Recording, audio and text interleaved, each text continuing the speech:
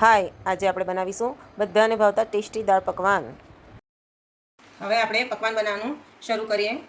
મેં મેંદાના લોટના પકવાન બનાવું છું. ઘઉંના લોટના પકવાન બી તમે બનાવી શકો છો, એ પણ ફાઇન લાગે છે. મેંદાના થોડા વધારે ક્રિસ્પી થાય છે, એટલે હું મેંદાના બનાવીશ. 2 વાટકી જેટલો મેં મેંદો લઈ લીધો છે. આના લગભગ 10 થી 12 પકવાન બને છે. આમાં આપણે સ્મોલ ટેબલસ્પૂન 1 ટેબલસ્પૂન જેટલો અજમો લઈશું, લગભગ આટલો થશે. આને આપણે હાથની હથેળીથી મસળીને અંદર એડ કરી દેવાનું છે. હવે આપણે સ્વાદ અનુસાર મીઠું નાખશું. 3 ટેબલસ્પૂન તેલ લઈશું. તેલ લેવાથી પકવાન ક્રિસ્પી થાય છે અને મેંદાના લોટમાં તેલનું મોણ પણ ઓછું જ જોઈએ છે, તેથી 3 ટેબલસ્પૂન થઈ રહેશે. આ રીતે આપણે બધો લોટ પહેલાં એકબીજા સાથે મિક્સ કરી લેવાનું છે. અંદર કમ્પ્લીટ મિક્સ થઈ જાય બધું જ, મીઠું ને જે નાખ્યું છે આપણે બધું.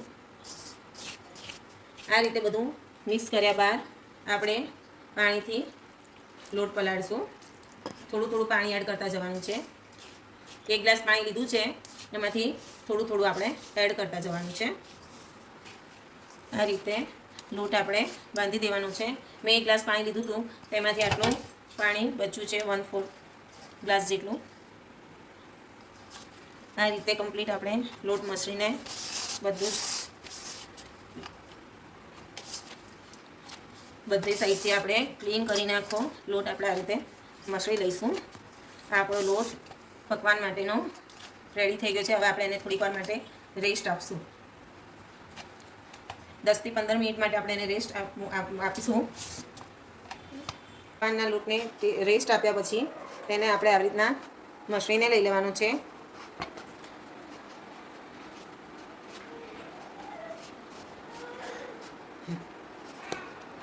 આ રીતનો લોટ આપણો થઈ જશે, તમે જોઈ શકો છો. હવે આને આપણે લુવા કરવાના છે. તેની માટે આપણે એને પ્રોપર ચોરસ શેપ આપી દઈશું.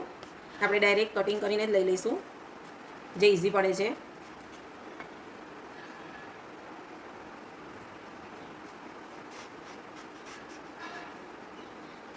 તમે જોઈ શકો છો અંદરનું લેયર પણ લોટનું કેવું મસ્ત થયું છે. રેસ્ટ આપવાથી સારું લોટ થાય છે.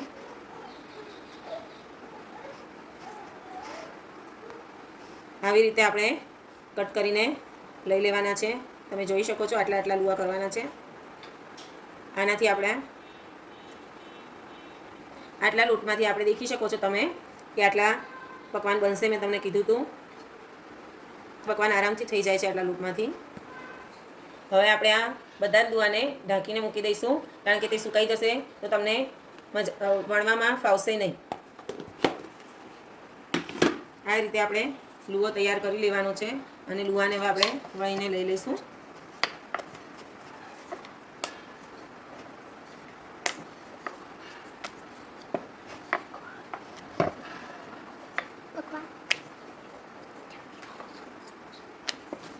આ રીતે આપણે ગોળ વણીને લઈ લેવાનું છે અને આનું લેયર રાખવાનું છે. આટલું પતલું જોઈએ. હવે એને આપણે ફોકની મદદથી આ રીતે કાણા પાડીને લઈ લઈશું, જેથી તે આખું ફૂલી ન જાય. હવે આપણે તેને તળવા માટે તેલમાં એડ કરશું. સીધું જવું જોઈએ તેલમાં, વળી જશે તો પ્રોપર નહીં થાય. એના ઉપર આવી રીતના જરો રાખવાનો જરો, એટલે શું એ વળી ના જાય અને સીધું આપણું પકવાન તૈયાર થઈ જાય. આને મીડિયમ ગેસ ઉપર જ રાખવાનું છે અને એને ગુલાબી કલર થાય ત્યાં સુધી રહેવા દેવાનો. પિંક કલર થવો જોઈએ અને કડક થશે ત્યાં સુધી રાખશું. આ રીતે આને ફેરવતા રહેવાનું છે. તમે ફેરવશો નહીં, એના ઉપર તેલ બી આ રીતે કરતા રહેવાનું, જેથી તે જલ્દી કડક થઈ જાય.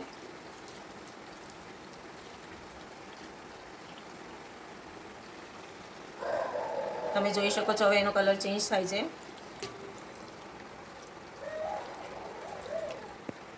આપણું પકવાન તૈયાર થઈ ગયું છે. હવે તેને આપણે લઈ લઈશું તેલમાંથી. તમે જોઈ શકો છો એનો કલર આ રીતનો ગોલ્ડન કલર કરવાનો છે, જેનાથી તેની ક્રિસ્પીનેસ સારી આવે છે. અને આ રીતનો સીધો જ હોવો જોઈએ તો તમને વધારે ફાવશે તેને સર્વ કરતા. આવી રીતે આપણે બધા જ હવે પકવાન કરીને લઈ લેવાના છે. તૈયાર છે આપણા ક્રિસ્પી પકવાન. તમે જોઈ શકો છો કેટલા ફાઇન બને છે આ. હવે આપણે તેની સાથે ખાવાની દાળ બનાવવાનું સ્ટાર્ટ કરશું.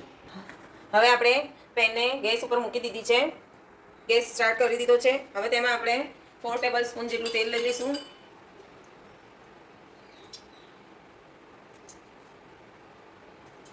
આપણે હાઈ ફ્લેમ ઉપર કરી દઈશું. ગેસ તેલ ગરમ થાય તે માટે હાઈ ફ્લેમ ઉપર કરીને પછી તેમાં ફ્લેમ સ્લો કરીને પછી તેમાં આપણે 1 સ્પૂન હિંગ નાખી દઈશું. પછી તેમાં લાલ મરચાં નાખી દઈશું. લાલ સૂકા મરચાં નાખવાના છે, તેને આપણે રોસ્ટ થવા દેવાના છે.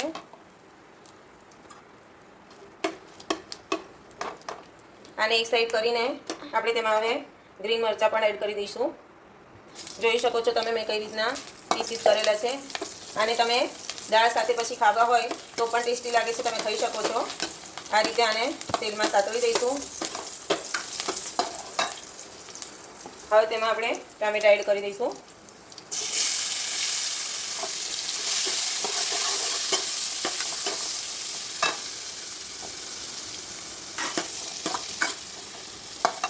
હવે તેમાં આપણે મસાલા નાખવાનું સ્ટાર્ટ કરશું.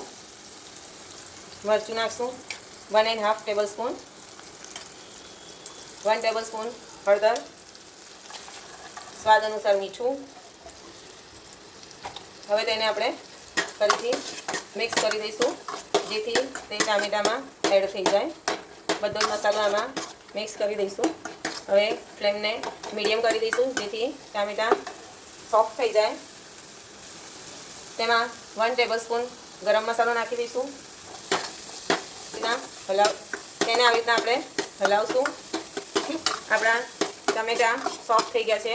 હવે તેમાં મેં દાળ બાફીને રાખી હતી તે દાળ આપણે એડ કરી દઈશું.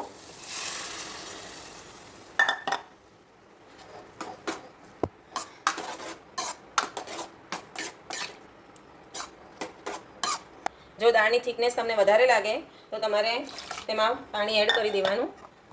તમને જે રીતની થિકનેસ હું બતાવું લાસ્ટમાં એ રીતની થિકનેસ જોઈએ એટલે એ રીતનું પાણી આપણે એડ કરવાનું છે.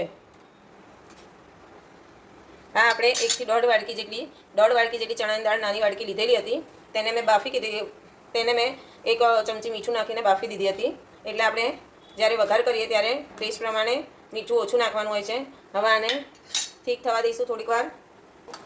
તમે જોઈ શકો છો આપણી દાળ સર્વ કરવા માટે તૈયાર થઈ ગઈ છે. આ રીતની થિકનેસ જોઈએ. આ થોડી ટાઈમ પડી રહેશે તો આનાથી થીક જાતે જ થઈ જશે. એટલે આ રીતની કન્સિસ્ટન્સી રાખવાની છે, એકદમ પતલી નહીં એકદમ જાડી પણ નહીં. તમે જોઈ શકો છો આ રીતે બનાવવાની છે. આપણી દાળ સર્વ કરવા માટે તૈયાર છે. હવે આપણે તેને સર્વ કરીશું.